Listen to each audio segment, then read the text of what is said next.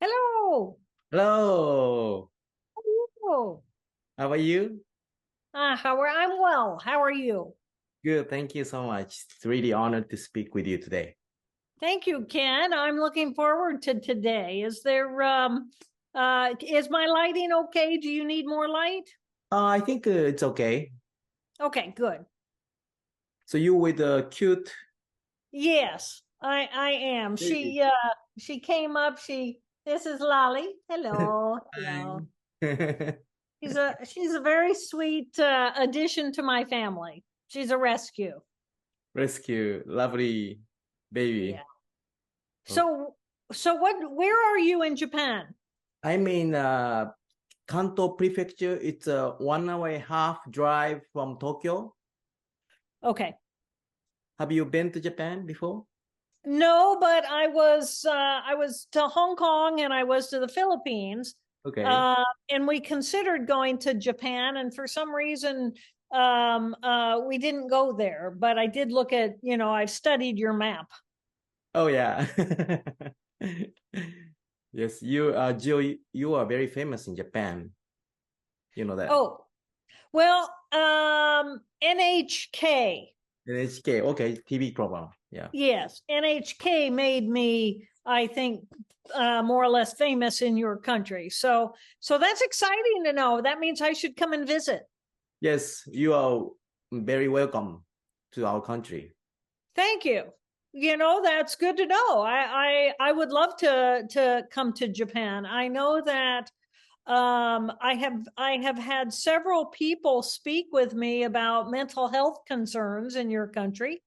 And I care absolutely deeply about mental health and really helping people gain a personal value of simply their life, regardless of what our culture teaches us. So yeah, I maybe we could work that out somehow. Maybe you could help hook me up to the right people to come to Japan. It's a really honor if when you contact me, please. Thank you. Okay. Thank you. Thank you so much. So let me start. Yes. Okay. Hello, everyone. Welcome to Shinoken's world. I'm so excited to welcome our guest today. Her name is Jill Bolte Taylor. She's a Harvard-trained and published neuroscientist. In 1996, she experienced severe hemorrhage in the left hemisphere of her brain, causing her to lose the ability to walk, talk, read, write, or recall any of her life. She has published a book called My Stroke of Insight and the Whole Brain Living. In 2008, she gave her first TED Talk. She's chosen as one of Time Magazine 100 most influential people in the world. Dr. Jill Bolte Taylor, welcome to my show. It is an honor to speak with you today. Thank you, Ken. I'm thrilled to be with you and with your audience. Thank you. Thank you so much.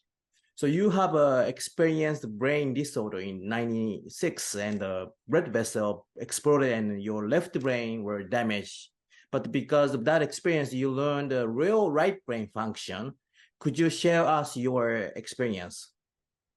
Yeah, so what happened was I was teaching and performing research at Harvard Medical School. I was teaching neuroanatomy of the brain.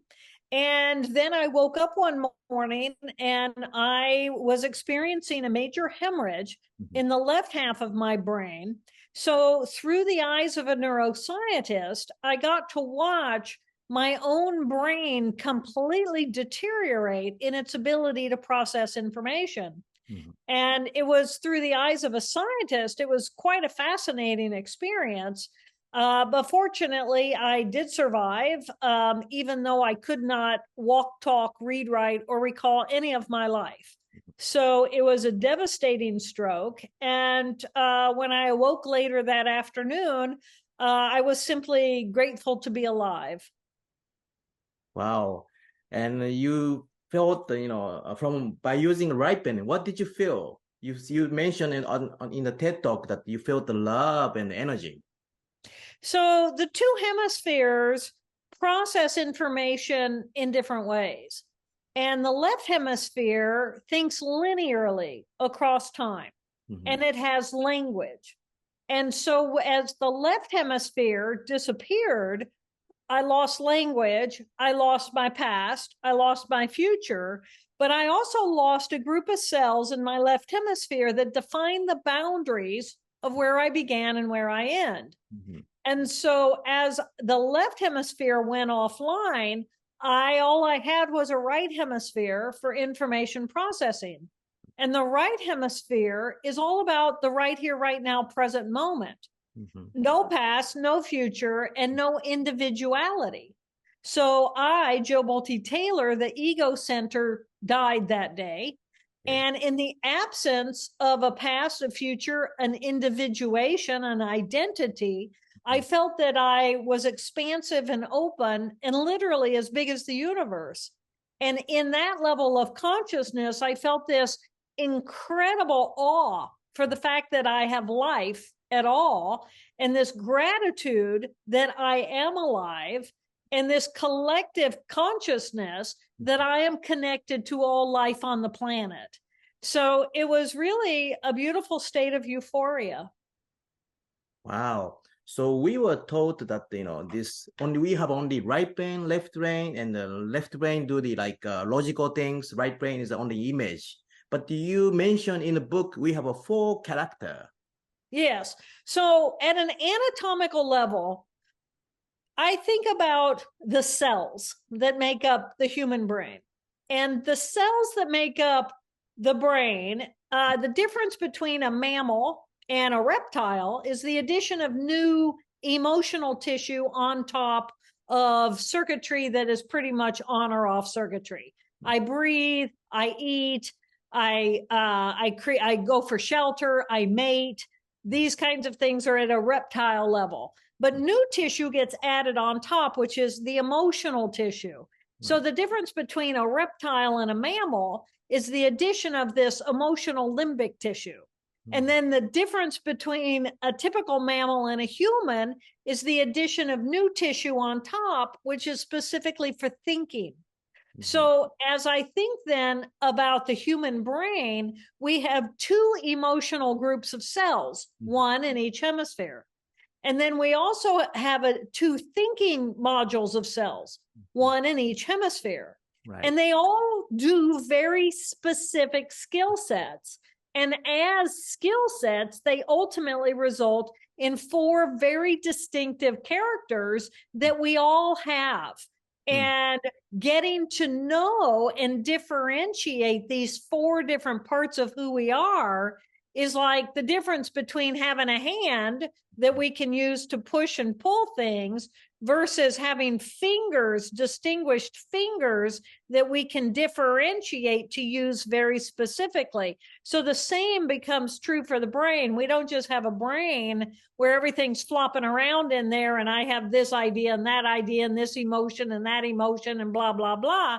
But instead I have very specific groups of cells that I can then choose to use and turn on for very specific tasks. And what that does is it then gives me the ability to choose moment by moment who and how I want to be at any moment in time. And when I have that level of freedom, wow, I have freedom as a human being to really choose who and how I want to be. That's really amazing, because when I talk to the other neuroscientists, they mention that we don't have a free will. But you have to remember that the difference between me and every other neuroscientist you ever talk to is that I have a conscious understanding of all parts of my brain. Right. And I have that because being a normal human scientist in particular, we say the conscious brain is the left thinking brain. Well, the left thinking brain is only a quarter of the brain. I lost my left thinking and my left emotion. So I had to get to know over the course of 8 years, who is my right emotion and who is my right thinking. So in the absence of that left hemisphere, I had an opportunity to bring my, what they would call unconscious or subconscious brains into consciousness, conscious awareness.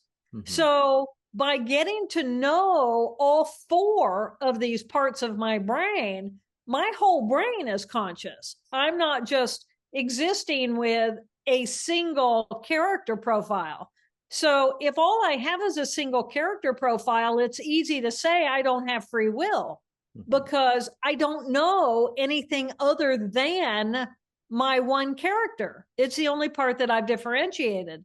But when we get to know all the parts of our brain, do I have free will? I believe I do, because I have the power to choose in any moment which decision I want to make based on which character profile I want to have dominant inside of me in any moment. So I do think we have free will. Do we perhaps need to be trained to learn how to differentiate our choice? I believe yes. And I believe that we can. Wow.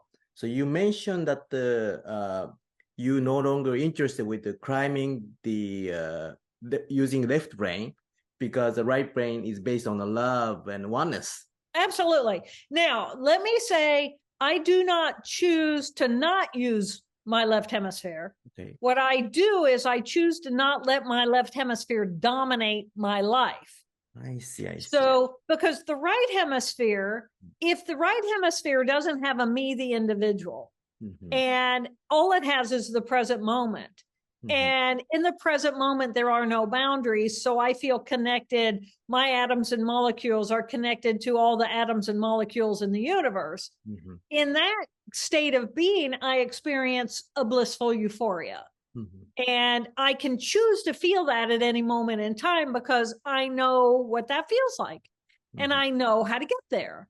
And that is a character that values all of us as life. It values my life and reveres your life and the life of everyone. And it is looking for solutions where we all win. It's looking for the win-win. You know, how, because you're my brother. You may be on the other side of the planet. You may be different from me in so many ways, but in more ways than not, you're just like me. You're this magnificent collection of cells. You're this beautiful piece of humanity. Because you're on the other side of the planet and you're different from me, I have the capacity to become more by knowing you and approaching you with curiosity and openness so I can learn from you. So this is the consciousness and the perception, the way that the right hemisphere interacts with others. But then the left hemisphere comes in line and a group of cells say, well, I am Jill Bolte Taylor. I live in the US. I live in Indiana. This is my education. These are my likes and my dislikes. And now my whole world revolves around me. And it's about me against you instead of me in the consciousness of the right brain with you. So these two hemispheres have very different value structures. And the left wants more for me. It wants a bigger bank account. It wants a bigger house. It wants, you know, all these things, because then that's how I measure myself in comparison against you, instead of a right hemisphere that says, what do we need? How do we feed one another? How do we house one another? How do we support, nurture, and love each other? How do we approach one another with curiosity? And that's a choice. And that's a choice that we all make or have the capacity to make at any moment in time. You know, I think many people is suffering with trauma, past trauma, especially character 2. I think Abby is always trying to dominate, you know, the ourselves. How can we, you know, switch our character? So you're speaking about I call it Abby because I've given names to each of my 4 characters. And little character 2 is the emotional cells of our left hemisphere. And the left hemisphere, because it has a linearity across time.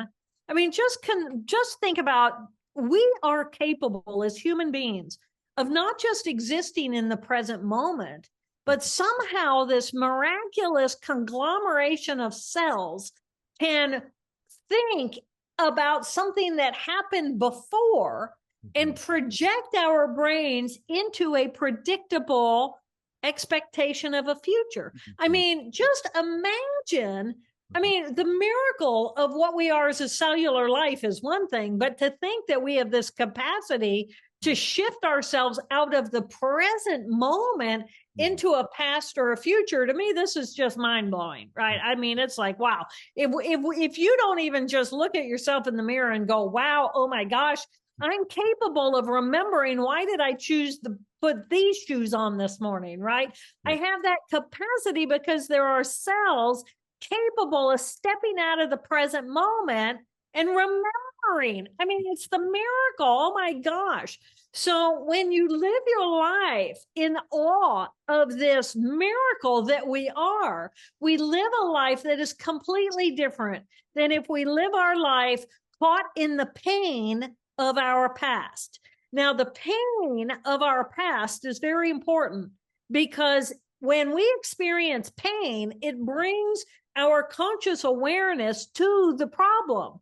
And by reflecting upon and looking at what is that pain and why am I feeling pain, and step and observe that pain instead of just routinize and engage with that pain. When I observe the pain and reflect upon the pain, I can learn from the pain and I can learn. And it is so important for us as human beings to not just exist in the blissful euphoria of the present moment, as great as that sounds, but to be able to learn from the past. And as learning machines, then we become this amazing human. And as a human, we have these just very different ways of processing information, and they are all so important. And because there's 4 parts of this brain, then that pain from the past can call on the character 1, logical organizer, to fix the immediate situation. Am I safe? Yes, that character 1, rational thinking, left hemisphere, can fix the situation. My character 4, where I am connected to all that is and the blissful love, can come in and nurture the part of me that is in emotional pain. And the character 3 can come in and say, honey, you're okay. We're a team and we got you. Now, are you ready to come out and play? And in that play, we approach with curiosity and openness instead of the shutdown constriction of, I don't feel safe, so I want to say no. Wow. So it's like a teamwork. It's exactly what it is. We have these 4 characters inside of our own brain simply because we're human. So as we get to know our 4 characters, it's really like getting to know our 4 fingers and being able to do very specific things and create a relationship, because there's always 4 there. And when I can differentiate which of those 4 characters I am in any moment, then I practice. It strengthens that circuitry, strengthening my ability to be in that part of my brain simply whenever I choose. And to me, that is free will. Is there like any way that we can practice? Because I wake up today, I woke up this morning and I tried to image the 4 character and then do the like a brainstorming meeting. And you mentioned that about the huddler. So do you think we can control by using your method of a brain method? Breathe, recognize, gratitude, actually appreciation. So the brain huddle is a tool. Well, a huddle, ball teams, they get together and they have a huddle, right? And they talk about their plans, right? And they make decisions. And so the brain huddle, BRAIN, it's an acronym. The brain huddle is when we can call all 4 characters into a conversation with one another. But in order to do that, you have to know who they are, right? So this is why this book to me is so important, because when I really know who my character one is, she speaks differently. She holds my body differently. She hangs out in the office or on the telephone. She's got the to-do list. She's busy. She's getting stuff done, right? She's a personality. And it's just like, you're at work and you're busy, and then a friend calls up and it says, "Hi, thanks for calling. What can I do for you?" Right? That is character one. That's very different than, "Oh, hi," and you kick back and you put your feet up. "It's so good to hear your voice. What have you been doing?" That's a completely different personality, right? That's little character three. So when you get to know who's who inside of you, then you can gain this brain huddle conversation, so that then it's like, okay, in this moment, I get to choose, who do I want to be? I see. So it's like creating a movie. Yeah, right. Inside of your own self, it's your own four characters. That's really fun. So yeah, because when I hear this story, I thought, I would like to control 3 and 4. Yeah. Because I feel more happier. Yeah. But you mentioned 1 and 2 is also important. Well, they're all important. I think they all have equal importance. And I think when I didn't have character one, I was completely non-functional in the world. Right? I was completely non-functional. I was happy, but I was completely non-functional. When I didn't have character two, I was really happy because all my pain from the past was gone. But I didn't have the capacity to really learn and feel my life and grow as a deep human being capable of reflecting, because that part of me was gone. I see. Right? So I needed that. So character three is great because it's in the present moment, but character three untethered can actually land us in jail, because it doesn't look at the consequences of our behavior, right? Oh, it feels good to go out and get drunk, so I'm going to go get drunk. And then this guy comes along and he like threatens me, or he says, "Let's go sneak into the neighbor's pool and go for a swim." Well, this is against the law, right? So, but it sounded good at the time, right? So it is this spontaneousness of this character three that, yeah, it's fantastic, but we need to have it tethered to the other parts of who we are. And then we need this character four, because when we can't find our character four, then essentially we can't find the meaning of why am I here? And life is hard. Life hurts. People spend a lot of time in a lot of deep, deep pain. And character four is the love that lifts us so that we can bear that pain long enough to be able to learn from it, so we can move through and grow in response to that pain. And, the trauma from our past, it's trauma by definition of something wasn't right or good and it hurt us. So what can I learn having had that trauma in my life, so that I can become a more healed and healthy human being, having had the experience of that trauma and what it could teach me. So trauma is not designed for us to create a lifestyle. It's designed to teach us lessons. I see. So it's like a challenge.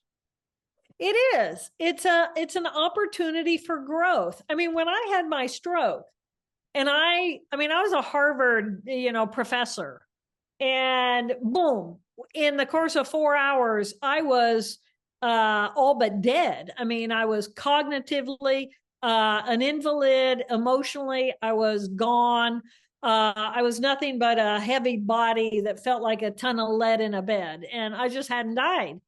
And to wake up as that, the absence of all the heaviness that life brings me, that was gone. And in the absence of that, as awful as this trauma was, it took off all the inhibitions for my blissful euphoria connection to the consciousness of love, essentially the consciousness of the collective whole of the universe, and to gain the insight and to know that is me, that is in me, it is wired in my brain circuitry. And when it's not inhibited, it is just incredible bliss.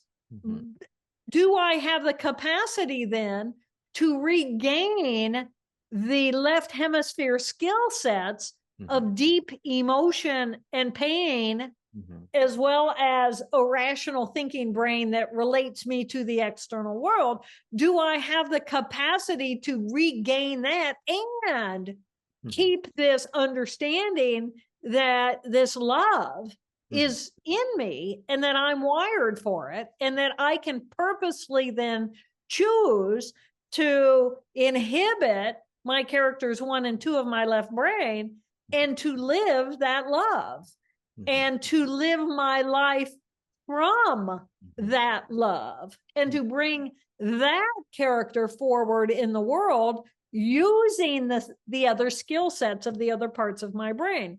And I do have that capacity. That is how I live my life. And we're all wired for this. I'm not unique. I'm a typical human who had an atypical experience and learned some very interesting lessons through the eyes of a scientist, that now this is the life that I live. So we all have this capacity. I truly believe it. And I do believe that helping people figure out how to identify that part of themselves that does revere its own existence. Oh my God, I'm alive, period. I'm alive, period. That's all that matters. I have life. And as life, I get to choose who and how I want to be in the world. And I don't need to believe everything society tells me to believe. I still am an individual in that society. And each of us as individuals bring ourselves forward with the value structure of the bigger picture of that love and that universal consciousness, or we come in through the value structure of the societal norm. And somehow or another, we have to find the balance inside of ourselves. I read your book about a whole, I think Japanese title is a whole brain. I think English title is whole brain living. And in the book, you mentioned about the 12 steps. Yes. So you think that the 12 steps will help us to understand this function? Well, I think that when we read the 12 steps, the first step is essentially, I believe in a higher power, right? Well, a lot of people can't wrap their hearts or minds around that, because if I don't believe in God, and a lot of people do not believe in God, because who knows how they define God, or God, who knows how God has been defined for them, or how religion has impacted them in positive or negative ways throughout their life, right? With all the judgment that comes with some religions. So if I can't wrap my mind around step number 1, that there is a higher power, and I am not capable of engaging the same behaviors over and over again, I can't get out of this mess myself. I need to have a teammate called God or whatever, doorknob, whatever, right? If I can't get to that step, I can't get to step 2, right? I can't do any of the steps because I can't get past that first step. And for me, the first step is really about recognizing inside of my right thinking brain tissue, I have the capacity to connect to the consciousness of the universe. And in the consciousness of the universe, I, the individual, I don't exist because that exists over in my left hemisphere. Right.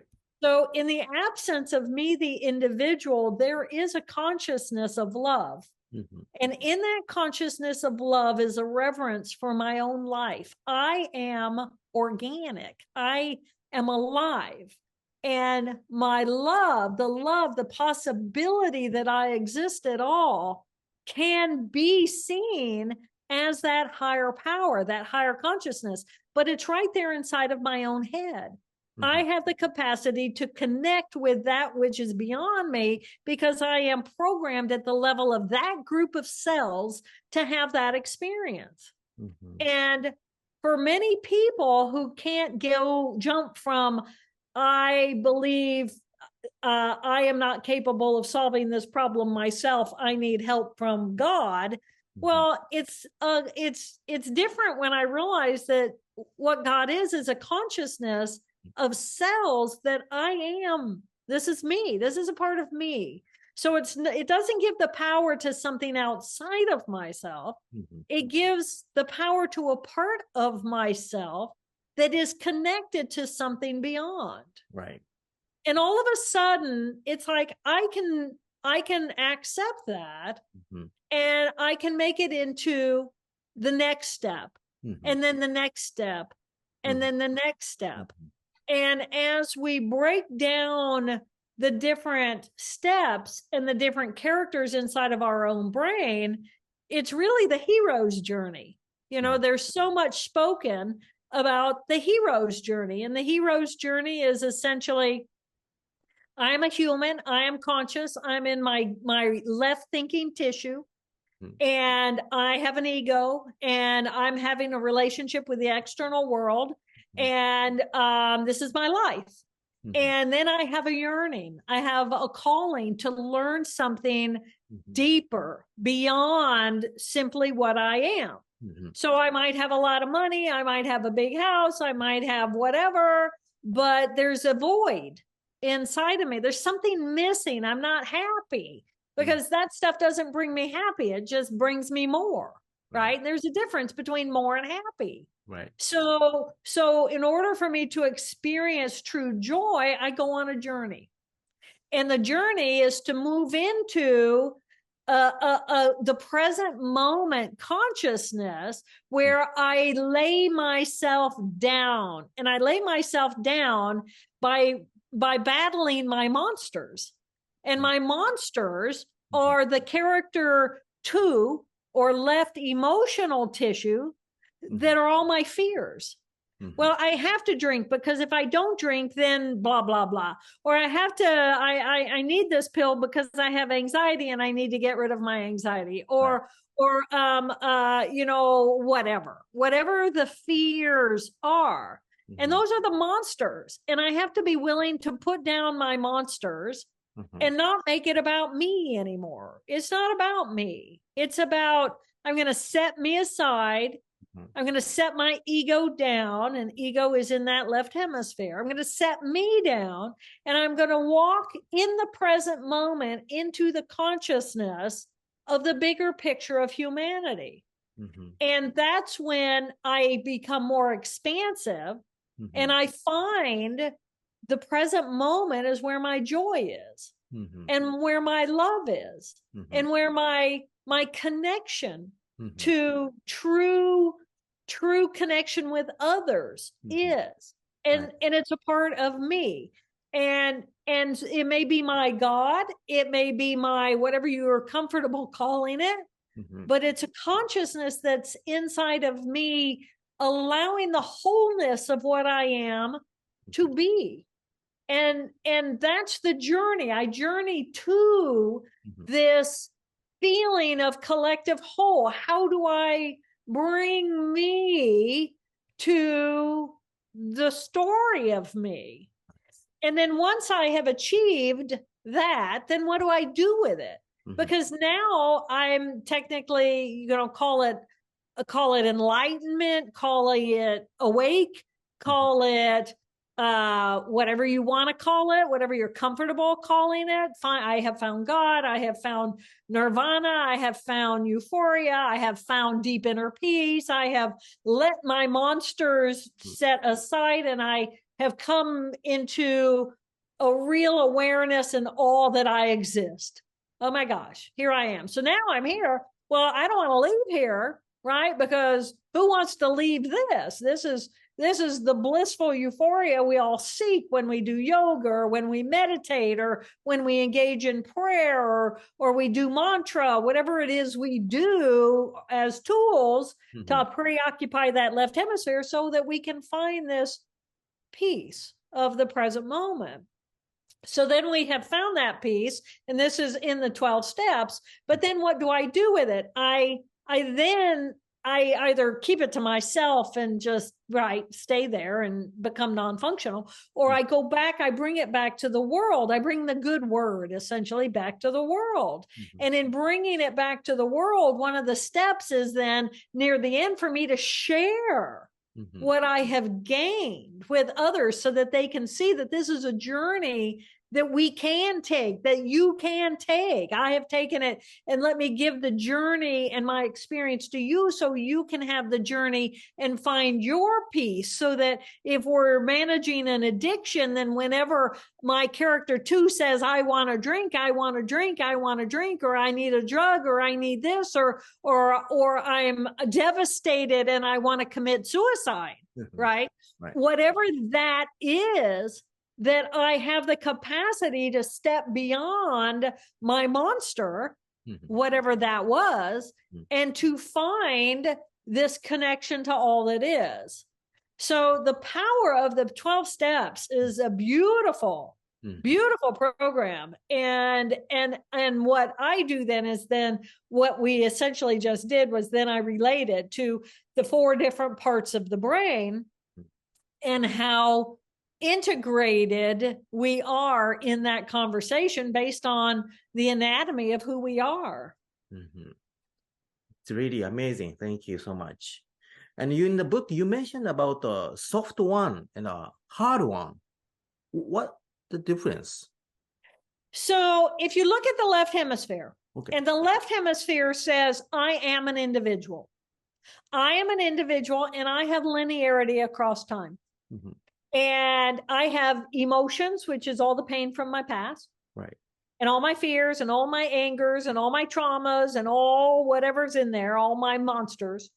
And then I have this thinking tissue that grows in on top of it. Number 1. And that thinking tissue is specifically designed to moderate and regulate what's going on in the emotional tissue below. Biologically, that's what it's doing.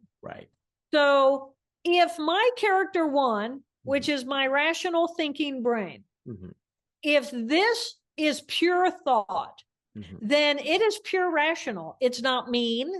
It's not nice. It simply is objective. This, then this, then this, then this. A, and then B, and then C, and then D. And it's good mechanically because this piece fits with this piece, which fits with this piece, and then we fit this piece, and everything goes in order and sequence, right? And it has language, so it can communicate. So character 1, thinking, by itself is just character 1. But it is moderating and regulating character 2, this emotion from our past. And if the emotion from the past is a stewing vat of discontent and unhappy and fear, then it pushes that into everything we do. And so if I am fundamentally afraid of something, fear-based, I'm in alarm, alert, I don't feel safe. And if I'm in alarm, alert, I don't feel safe, then everything my character 1 does is going to be driven by my fear. And it's going to be what I call a hard 1, because then the 1 is going to come in and it's going to be a demanding, dictating, a harsh leader because it's driven by this fear that's just kind of like pushing, motivating. And so we all know these kinds of leaders. These are the kind of leaders who's not a part of a team, but they come up behind and they're kind of using the whip. Move. And move because I need you to win. And when we win, it's my win. It's not your win. It's my win because I'm the leader. You just, there's this real hierarchical division. Nice. So that's the hard one. But a soft one is the one who is rational and logical and sequential and has language and has good leadership skills, but it's not driven by this discontent character 2 with fear. And so as a result, it can come in and it can say, okay, let's say I'm an architect and we're going to build something and you're the team and you do this and you do that and you do this because you're good at those things, right? And who wants to do this? Who's good at this? Who's good at that? And it's a real team gets built. And then I, as a soft one, I am a part of the team. And I lead the team by adapting and shifting the team with the team members in mind for what they're good at and what they want to do. Instead of me saying, you're going to do this. It's like, well, I'm no good at that. He's really good at that. Just do it, right? That's going to be the hard one. But the soft one is going to come in and say, who's good at this? And I'll say, I'm good at that. So, okay, you're responsible for that. And that way, then it's a team building relationship. And then a win for the team is a real win for the team. And everybody gets celebrated because everybody was a contributor. And a loss for the team is a loss for all of them. Right. And because they're so invested, they perform better. Wow, that explains a lot. Thank you so much for clear understanding. So it's like it's really, now I understand that the 1 and 2 are very important, but we need to have a balance for each character in order to achieve the goal. What do you think about the law of attraction? The book called Secret. Do you think that exists? Yes, I do. I think that because, there's a tiny little group of cells in our brain in that left hemisphere that says, I am an individual and I'm separate from the whole. So if that is true, and we know that it is, then we have the capacity to step out of the me, the individual, and to step into that energy field of all the atoms and molecules that make up everything everywhere, right? So then as a living being, I am both electrical and I'm electrical and molecular, right? I have matter and my matter is in movement. And in that movement, I have a conscious mind that is capable of being very precise and very clear in its directive. And the consciousness of my emotional brain is very powerful in my ability to emote my desire. And I'm an electrical field. So if I'm an electrical field, then do I have the capacity to influence the electrical field on your side of the planet? Well, of course. It's like, a ripple of a pebble in the water. And there's this, we are this compilation of ripples. And do each of us have the ability to attract things that we feel passionately about? Well, I truly believe that we do. However, in order to do that, we have to have clarity and we have to be willing to get the garbage out of the way. Right. And so if I want to attract love and joy into my life, then I have to make room for that which is not joyful and which is not loving to leave my life. So change is inevitable. And I have to be willing to give up what I am in order to become what I will be. Thank you, Einstein. So that's a huge thing. You know, it's one thing for me to say, oh, I want to have a beautiful family and a perfect partner and beautiful children, and I want health and well-being, but I'm going to eat all this food that I know is not going to support health and well-being inside of my body. So I have to be willing to show up 100% for that which I'm asking, or I'm created my own barriers to gaining that. Okay, thank you so much. So we have to first clean up the all the garbage, and then all the good thing will come. Well, I think we need to be really clear on what we're asking for. I see. And once we're really clear, let's say I want health. Let's say I am not well. Let's say I have a diagnosis or I'm on a medication. And let's go simple. Let's say I have diabetes, right? Okay, I have diabetes. I have an issue with my sugar. I can go in, I can take some pills and monitor my insulin and have a monitor on me. And I can live a life where I have diabetes, but my body really is in a constant state of deterioration because I'm not really fueling health. I'm just maintaining my diabetes. Okay. So let's say I want to get rid of my diabetes. So what can I do? Well, first of all, I can get some decent sleep because I want my cells, because that's all I am, is a collection of cells. And this goes with any illness. I want my cells to be strong and healthy. So I have to do what I know they need in order to be strong and healthy. And one of those is when we sleep, you know, cells are living creatures. They eat and they create waste. And it's just like a big city. If all you do is create waste, and you don't have the garbage system come in and clean it out, we become paralyzed and non-functional, right?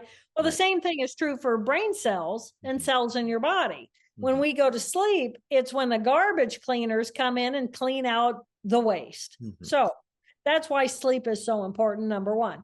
So if I really want health, I'm going to give myself more sleep. I'm going to pay attention to the kinds of foods that I'm eating and what provokes my sugar intake and what kinds of sugars can I eat. And maybe eating this kind of fruit is too much sugar compared to this fruit, but this fruit is really good for me because fructose is good for me, right? So I do want to eat fruits and vegetables. But I have to choose health in every moment of my life. It's not just going to get handed to me overnight, right? I have to prepare the ground for the garden to grow. And so as we try to attract things to ourselves, how have we prepared ourselves for receiving that? I see.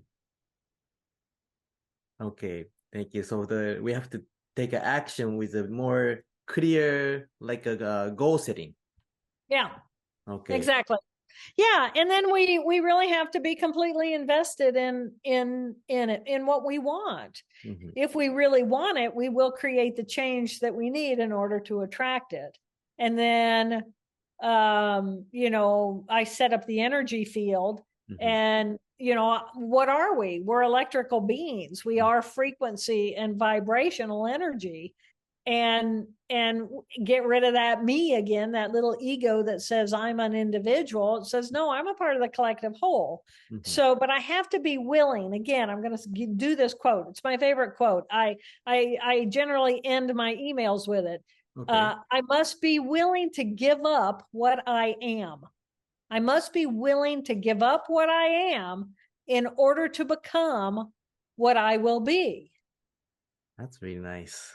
You know, so it is. And it might be that that I may need to separate myself from some of my friends because my friends don't bring me the kind of energy that I really want in order for me to be healthy. So I may have to create a healthy boundary, love them from afar. I may need to change my diet. I may need to change my job so that I can actually get more sleep. I may need to whatever. Am I willing to give up what I am in order to become what I will be? That's really great sentence. It's beautiful. Beautiful. Thank you so much for sharing that. Yeah. And also, Jill, can I have your message to the Japanese audience? I think it is so important that we recognize, each and every one of us, that we are a miraculous collection of cells in this life that we live. Oh my gosh, simply because we're alive. And when we can recognize that we are beautiful, and we are perfect and whole and beautiful, just the way that we are as living beings first, then we get to bring that love and that openness and that kindness and that goodness into the world. And my purpose in life, I gain meaning because my job is to simply bring the beauty of what I am in my love into the world. Now, then I have this great left hemisphere that has me and ego, and I have an identity. Oh my gosh, can you believe it? I've got both. I've got the consciousness of the universe and the love, plus me, the individual. And me, the individual, has all these magnificent skill sets. And we're all different in the kinds of skills that we have. Some of us are more rational, logical thinkers. Some of us are more creative and artistic or musical or whatever we are. And some of us have vision. And some of us, are really good at connecting with other people and holding each other in our hearts when we are in our pain. We have all these different skill sets. And my job as a human being is to bring my love into the world in whatever capacity I'm good at. And when I do that, and I actually connect with other human beings, that's when I have meaning. That's when we have meaning in our lives. And it is in that meaning in life that we get to live a passionate existence. And it is in that to me, I think that's what we're here for. I truly believe we're here to love one another. I believe our number one job is to love one another. Everything else is gravy. Thank you so much for your touching story. So, Jill, where can we follow you? Do you have a website?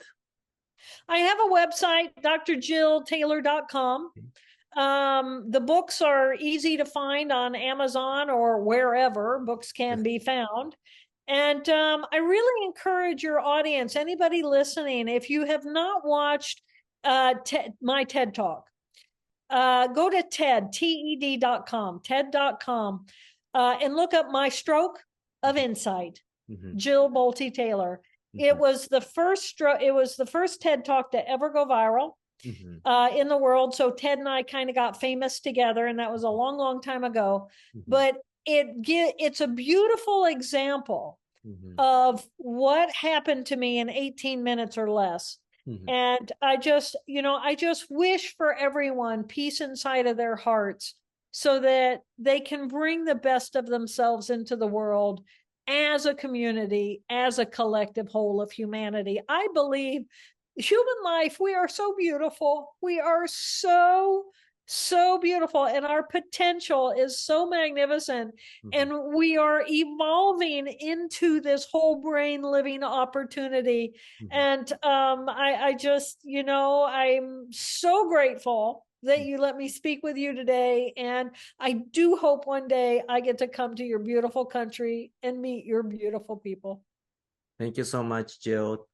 Thank you so much. Appreciate it. Thank you for your time today. Thank you for your time. Okay. Mwah. Okay. Thank you. Have a good day. Thank you. Good night. Bye-bye. Bye-bye.